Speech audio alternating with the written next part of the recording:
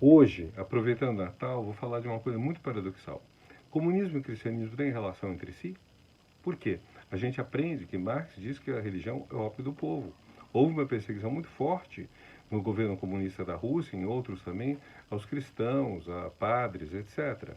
Então, é preciso a gente perceber uma coisa quando a gente quer pensar. Pensamento é complexo. Não é uma coisa banal, simples, óbvia. Então, houve um comunismo cristão? Pois bem, é um livro que teve um sucesso grande anos atrás e que falava da República Comunista Cristã dos Guaranis. É o seguinte, no atual Paraguai, os jesuítas formaram reservas, reduções, como eles chamavam, em que eles reuniam índios guaranis e eram perseguidos pelos bandeirantes que vinham de São Paulo. Vinham de São Paulo para quê? Para escravizá-los, para fazer que eles trabalhassem para eles como escravos, a coisa mais abominável que você pode fazer com um ser humano. E aí, os jesuítas, ao mesmo tempo que educavam as pessoas na fé cristã, colocavam as pessoas a trabalhar para o coletivo. Daí essa ideia. Existirá um comunismo cristão? Se você olha certas tribos do Brasil, você vê que os antropólogos comentam que, por exemplo, mitos, lendas, o índio que sai para caçar e, em vez de levar a caça para a tribo, come tudo sozinho na floresta. Ele vira bicho, vira animal.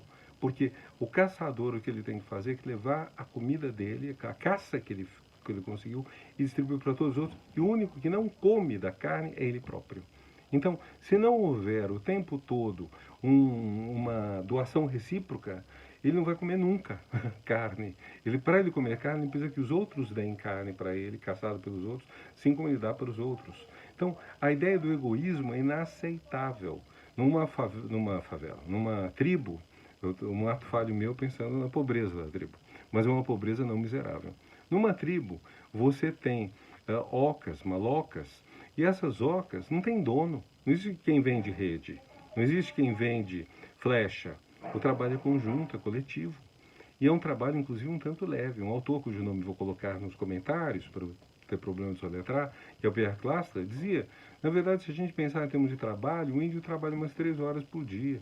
O resto do tempo está realmente se divertindo, vivendo a vida, levando a vida. Os custos são baixos, mas a vida também é prazerosa e boa. Então nós temos essa ideia de um comunismo primitivo. Voltando ao comunismo cristão. Quando Jesus disse, é mais fácil uma corda grossa, um camilos, que foi traduzido erradamente como camelo, mas na verdade é uma corda grossa. É mais fácil uma corda grossa passar por uma agulha do que um rico entrar no reino dos céus? Ou quando ele diz ao rico que quer segui-lo, vende tudo o que tem e dá aos pobres, você tem uma restrição, pelo menos muito grande, à diferença de dinheiro. Quer dizer, a ideia é vamos trabalhar, vamos cooperar, vamos estar juntos. Ou mesmo a palavra comunhão, o que é comungar? Comungar é partir o pão, é comer junto. Não, comer junto e dando ao que não tem mais comida. Quantas não são as histórias da Bíblia que falam, por exemplo, da multiplicação dos pães? O que é isso? É dar comida a quem não tem. Então, existe um ponto interessante aí a aproximar entre o cristianismo, entre os nossos índios, entre o comunismo, entendido simplesmente como isso. Não haver propriedade privada, não haver desigualdade social, não haver a exploração de um pelo outro. Isso é possível em nossos dias? Isso é viável? Muito difícil. A nossa economia é muito diferente. Mas a inspirar vem de respirar. A inspiração pode ser muito importante. Então, talvez toda essa inspiração na igualdade, na cooperação, etc., seja uma coisa que a gente deva aprender.